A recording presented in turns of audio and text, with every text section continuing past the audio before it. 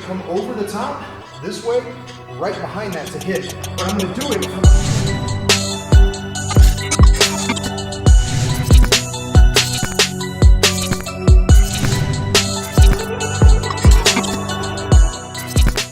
Hey guys, what's up? It's Eli Knight here with JD Caputo. We're at the Oromato Boxing Club in Oromato, New Brunswick, Canada. I'm getting better at saying that.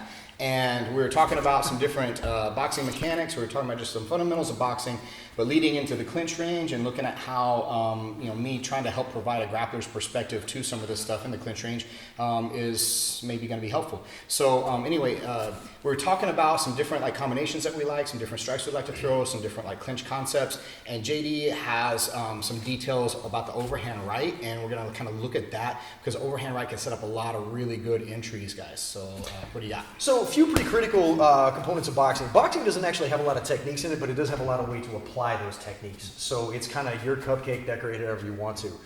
But now, so what we're going to look at here is he was talking about the overhand right, but I want to talk about a few things first. So we talked about slipping, right? I want to talk a little bit about bobbing, just dropping your weight down preemptively. So what I'm going to do is I'm going to throw a jab at Eli, but if I want to jab his body, I don't lean forward because look at what happened. Yeah, you get wrecked. You're going to get crushed. So when you come in, jab, drop your body weight, throw the jab here. But also, if Eli's punching up top and maybe I don't know what's coming, this is always usually a pretty safe bet, right? It's generally a safe bet. If somebody's aiming for the head, no matter what he's throwing, throw whatever you want. If I can get down there fast enough, right? And if I can get under it, then that's a real benefit for me because I still have my weapons and he's deployed a weapon.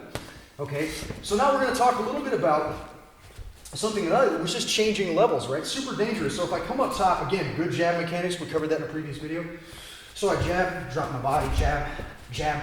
And then what I'm going to look to do is I'm going to drop my body down. Maybe I jab here at the body, but then, see, nobody expects you to hit the head from here. But I'm going to come up. Now, if you pay attention to where my feet are, let's talk about this punch a little bit. So I drop my body now, so I've bent myself at the knees. My power's pretty much 50-50. I'm pretty neutral right here. So what I'm going to do, and I'm only dropping this lead hand so you can see a little bit better. So what I'm doing with my right hand is I'm coming up as I turn my foot to engage my hip and the posterior chain. I'm coming over and I'm hitting this way. Why? Because Eli's guard probably up if he's a competent fighter, right? So I'm going to come over the top this way, right behind that to hit. But I'm going to do it from here where he doesn't expect it. See, all the same mechanics. It's all the same thing. One I'm standing, one I'm here. Boom. Now, tells. So what Eli and I were talking about is how you can capitalize on people's tells. Now, for those of you who don't know, and those of you who maybe don't have a lot of striking training, a tell is something like, we're going. I see that all the time. So when you think I'm going to throw my jab, whenever you see me do this, right, you know the jab's coming. Another bad tell, and we talked about this earlier, and this comes down to good technique and good training, is don't flare this elbow out wide, guys. You want to punch straight down the middle. Straight down the middle. You give much less indicator, and when you do this, you break up that posterior chain. You lose a ton of power off that strike, and now you're working for the technique. The technique's not working for you. So Eli, how do we capitalize on some of the concepts we talked about here? Yeah, so there's several different things at play happening off of this, but I saw this happen a couple of times by accident, and then I started trying to land it in sparring intentionally because I just thought there was some potential there behind it, and there is, but it's kind of neat because if I mix the concepts of bobbing and dropping my level and changing my level like that and kind of get him confused with that, I do that in response to if I see this guy winging his punches. So if this guy is he's kind of telling like this here, like his shoulders flaring and his elbows flaring out, and so I see this preceding him throwing anything from that rear. So this could be his rear hook, it could be his overhand, it could be his straight right. But if he flares that elbow out like that, I'm like, okay, that's what the data I was looking to collect, and I'm going to counter that with my bob to my overhand. And what tends to happen is this. So if we go nice and slow like this here, when Josh starts to throw this, he starts to wing that punch out, and I notice that, I'm going to drop my level because that's going to keep me safe, like he said, from whatever is arriving off of that, because I know he's head hunting,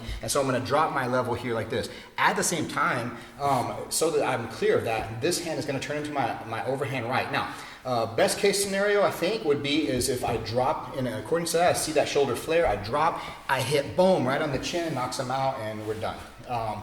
But there's a couple other things that tend to happen. My punch may land square on the chin, boom, this way. It may land to the right, so the left side of his head, or it may land to the right side of his head. And so we need to have kind of plans for each of those whenever it lands. So whenever we go here, if I land on the chin, it knocks him out. Number two is if I go here this way, I'm going my hip this way. So it's almost like a clothesline. Now this could lead us into a good clinch position like this here, if that's the option.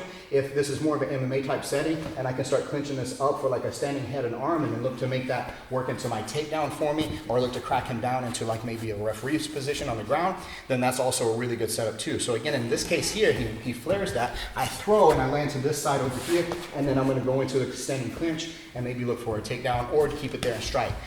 The other one is if it lands on the other side of his head. Now on the other side of his head here, whenever he throws that this way, I go here, this. Now from this one, we're kind of mirror image, so it's kind of who takes advantage of this first.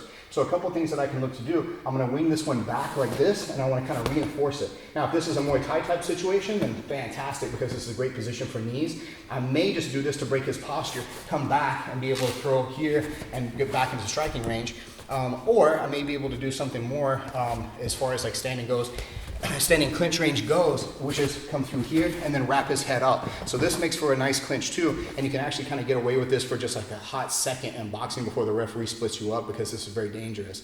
Now, if the referee doesn't split us up, or that's not an option, and I wind up in this, his head is in a great place for me to throw these little inside shots like that. I can go into standing guillotines if this is an MMA setting here like this, and I can maybe even hook here like this, and then look to throw and get my takedown and land on top. So lots of really good potential off that overhand right. Again, hopefully it knocks them out. If not, I have a contingency for wherever it lands. And that's preceded, like we talked about before, based off of his tell of winging those punches. So guys, make sure that you've got clean, straight punches, and you're not telling and you're giving that guy like this time to set up off of it, you know? Well, and how does boxing and jiu-jitsu work together the same way we just showed you? Think it works great. But another thing, guys, off that bob, if you're a jiu-jitsu guy and you're out there and you're concerned about what do I do to avoid being punched in the face, bob.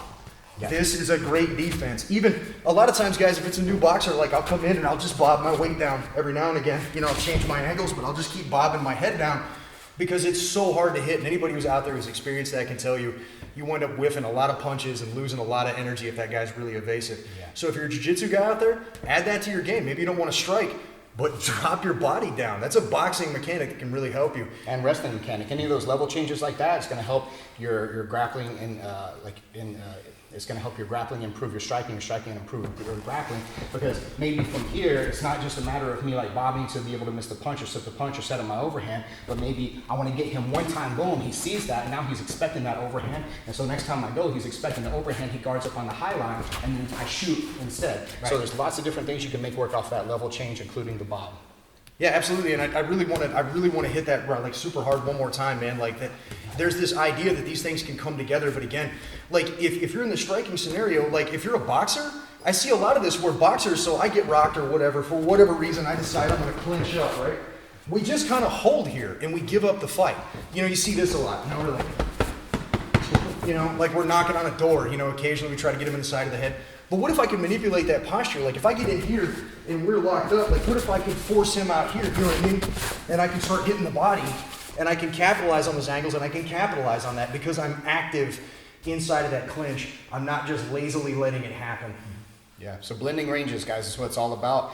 And there's some good boxing mechanics and seeing how we can like use those to enhance our grappling to enhance the striking. So do it all, guys. And again, appreciate JD for having me come up here and get to visit with him and get to train and get to share some information. Or Mocto Boxing Club, guys, look it up if you're in this area of the world. So yeah, I appreciate it, buddy. Yeah, man, absolutely. Let's train more. Yeah. We got more ideas. Not done. Not done.